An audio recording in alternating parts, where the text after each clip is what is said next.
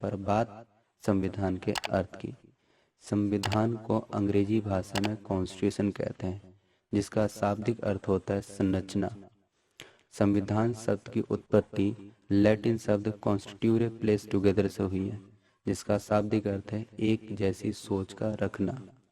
Guardian of constitution किसे कहा जाता है? Guardian of constitution supreme court को कहा जाता है। कस्टोडियन ऑफ कॉन्स्टिट्यूशन किसे कहा जाता है? कस्टोडियन ऑफ कॉन्स्टिट्यूशन प्रेसिडेंट को कहा जाता है। बात संविधान के परिभाषा की। संविधान उन बुनियादी नियमों का संग्रह होता है जिनके आधार पर किसी देश का शासन चलाया जाता है। संविधान किसी भी देश के नियमों व उपनियमों का संकलन होता है जिसके आधार पर किसी देश का शासन चलाया जाता है। बात संविधान के प्रकार की। लिखित संविधान, अलिखित संविधान।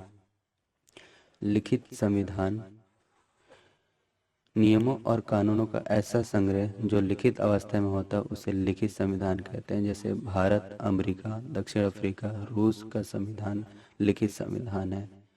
बात लिखित संविधान से संबंधित तथ्यों की। विश्व का प्रथम लिखित एवं पुराना संविधान संयुक्त राज्य अमेरिका का है। एशिया में पहला लिखित संविधान जापान का है। भारत का संविधान विश्व का सबसे बड़ा और लिखित संविधान है। मोनाको का संविधान विश्व का सबसे छोटा लिखित संविधान है, पर अमेरिका का संविधान सबसे छोटा लिखित संविधान था। बात अलिखित संविधान की। नियमों और कानूनों का ऐसा संग्रह जो लिखित अवस्था में नहीं होता उसे अलिखित या मौखिक संविधान कहते हैं। जैसे ब्रिटेन, इजराइल, सऊदी अरब और न्यूजीलैंड का संविधान अलिखित संविधान है।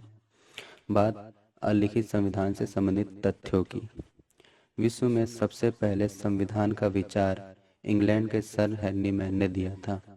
इंग्लैंड का संविधान सबसे पुराना अलिखित संविधान माना जाता है। ब्रिटेन के संविधान को संविधानों का जनक कहा जाता है।